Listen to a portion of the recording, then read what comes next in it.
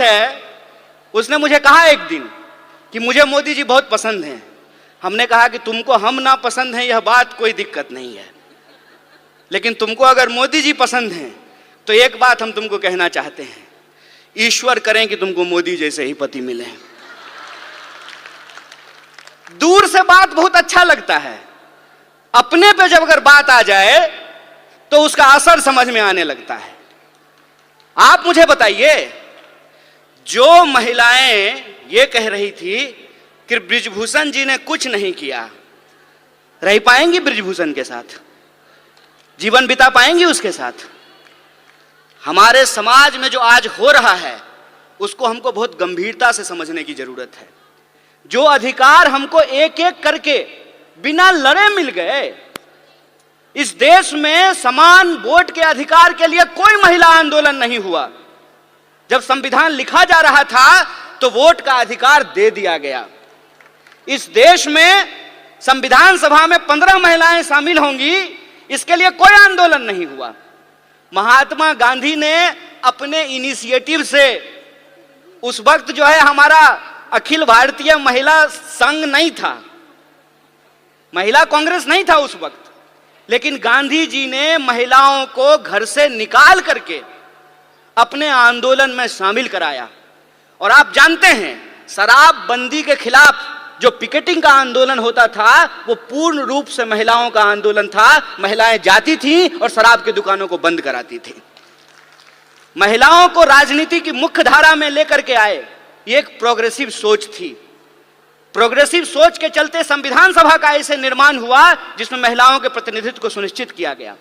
और यह progressive democracy थी कि अमेरिका में आज तक, अमेरिका कहता है ना कि हम दुनिया का सबसे मॉडर्न देश हैं, मॉडर्निटी का ठेकेदार हैं, अमेरिका में आज तक कोई महिला राष्ट्रपति नहीं बन पाई है। और हमारे यहां महिला राष्ट्रपति बनी और उसी आधार पे भाजपा को कहने का यह हक मिला कि हम एक आदिवासी को राष्ट्रपति बना रहे हैं। बोलिए, लेकिन प्रश्न यह है आज हमारे सामने कि एक आदिवासी को अगर इस देश का राष्ट्रपति बनाया गया है तो मणिपुर में जब अत्याचार हो रहा था तो माननीय राष्ट्रपति ने अपने मुंह पे क्यों चुप्पी साध रखी है? यह राजनीतिक चुनौती है। इस राजनीतिक चुनौती को हमको समझना पड़ेगा और हम यह बात समझें कि विंग बनाने का यह मतलब नहीं होता है कि हम गुलदस्ता हैं, कि नेताजी आने वाले हैं तो 4 महिला को बुला करके वंदे मातरम गवा देते हैं। हम गुलदस्ता नहीं हैं कि भीड़ में जो है आप आगे में 4 लोगों को बिठा करके हमको सजा दीजिएगा। हम तेज पत्ता हैं कि बिरयानी में ऊपर से डाल दीजिएगा और जब खाने लगेगा तो निकाल दीजिएगा। यह प्रतिनिधित्व का सवाल है। प्रतिनिधित्व के सवाल को हमको सीरियसली लेना पड़ेगा और अगर हम सीरियसली लेते हैं तो प्रश्न आता है पॉलिटिकल कल्चर का। आपने देखा, सारी जो एंकर हैं वो टीवी पे क्या कर रही हैं? वो कह रही हैं कि मणिपुर पे आप बोल रहे हैं, राजस्थान पे नहीं बोल रहे हैं। अरे राजस्थान क्या, दुनिया के किसी कोने में अगर महिलाओं के ऊपर कोई अत्याचार होगा तो बिना किसी राजनीतिक लाग लपेट के उसके ऊपर सवाल खड़ा करेंगे, उसके खिलाफ बोलेंगे ये हमारा हक है। आप ये व्हाट अबाउट रीच कर रहे हैं। आप ये दिखाने की कोशिश कर रहे हैं कि चोरी हो जाना, डकैती हो जाना और बलात्कार हो जाना एक है। नहीं है एक। किसी का पर्स मारा गया और किसी के साथ बलात्कार हुआ, ये दोनों अपराध एक है क्या? जो सर्वाइवर होते हैं उनकी पूरी जिंदगी जो खराब हो जाती है। सवाल सिर्फ शरीर का नहीं है, सवाल उनकी मानसिकता का है, सवाल साइकोलॉजी का है। इस बात को हमको समझना पड़ेगा और ये दोनों अपराध को मिलाने को, दोनों अपराध को एक बनाने की कोशिश कर रहे हैं। हमको इसकी गंभीरता को समझना पड़ेगा। हमको इस गंभीरता को समझना पड़ेगा कि यह सब कुछ आ कहां से रहा है, उसके पीछे की मानसिकता क्या है। और हमारे राष्ट्रीय अध्यक्ष ने भी यह बात कही और सचिन जी भी ने अपनी बात में इस बात को कहा कि हम मानते क्या हैं, हम सोचते क्या हैं। अगर हम ये सोचते हैं, हमारे सोच में है कि धन की देवी लक्ष्मी है, विद्या की देवी सरस्वती हैं, तो धन की देवी जब लक्ष्मी थी तो राइट टू प्रॉपर्टी का अधिकार क्यों नहीं दिया गया? यह प्रश्न पूछना चाहिए ना। जब विद्या की देवी सरस्वती हैं तो महिला और पुरुष को पढ़ने का अधिकार क्यों नहीं दिया गया? यह जब हम सोचेंगे तब हमको समझ में आएगा कि आजादी गिफ्ट में नहीं मिला है, नागरिकता का अधिकार गिफ्ट में नहीं मिला है, राजनीति में शामिल होने का अधिकार गिफ्ट में नहीं मिला है।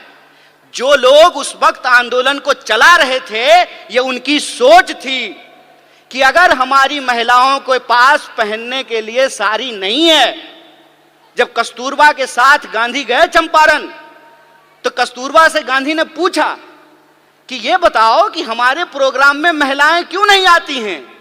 तो कस्तूरबा ने बताया कि इतनी ज्यादा गरीबी है कि बाहर जाने के लिए एक ही साड़ी है, सारी महिलाएं एक बार बाहर नहीं निकल सकती हैं। तो सारी महिलाओं को छोड़ करके कोई एक बाहर नहीं आना चाहता है।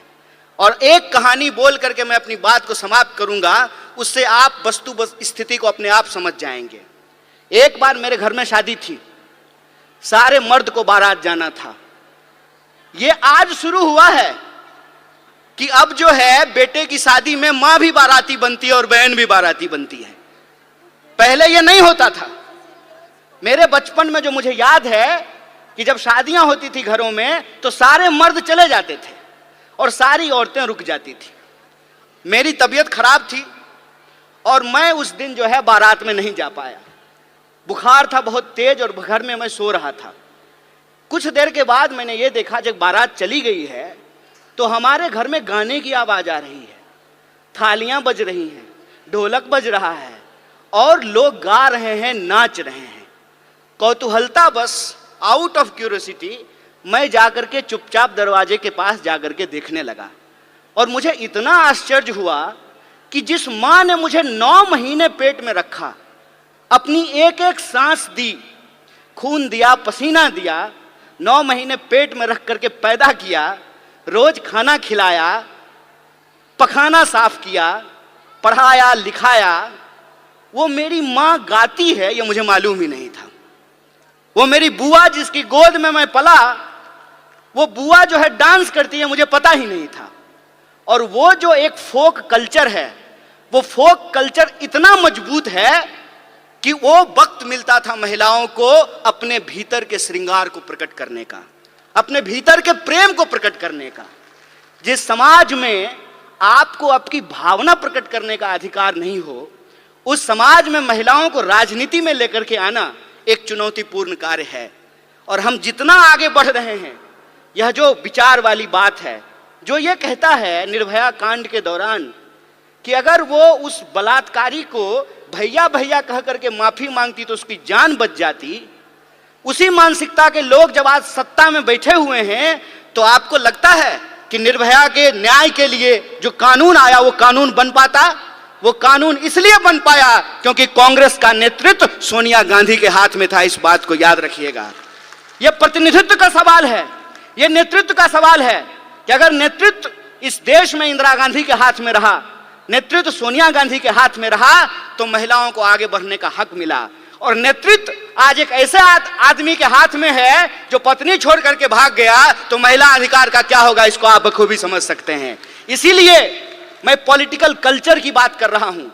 अपराध कहीं भी हो सकते हैं, अपराध छत्तीसगढ़ में भी हो सकता है, राजस्थान में भी हो सकता है, मणिपुर में भी हो सकता है, मध्य प्रदेश में भी हो सकता है।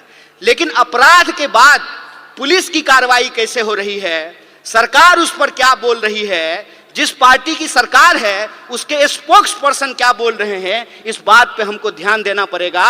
और कांग्रेस और बीजेपी के बीच में दल का फर्क नहीं है, विचार का फर्क है। इस बात को हमको समझना पड़ेगा। और